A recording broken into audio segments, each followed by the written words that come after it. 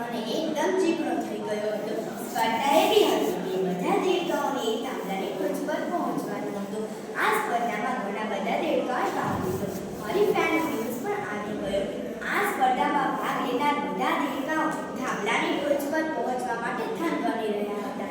દેડકાઓની આ હરીફાઈ જોવા એકત્ર થયેલા બીજા દેડકા અંદર વાતો ચાલુ કરી.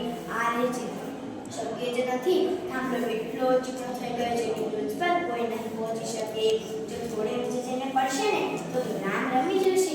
ભાગ લેનાર દેડકાઓ આ બધું સાંભળી રહ્યા હતા. આધી વાતો સાંભળીને થોડા ભાગ લેવાનું મોજ માંડી વાળ્યું. જેમણે ભાગ લીધો એ પણ થોડું ચડ્યા ને વધારે ચીકણા થઈ જવાને કારણે નીચે પડ્યા.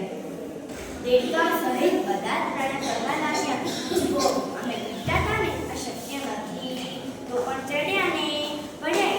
આવી રીતે મજા ઉડાવવા લાગ્યા. કેટલાકે તો એકાદ વધુ પ્રયાસ કર્યા પણ સફળતા ના મળી. તેમાં એક નાનો દેડકો વારંવાર નીચે પડવા છતાં પણ પ્રયાસો કરે જતો રહ્યો.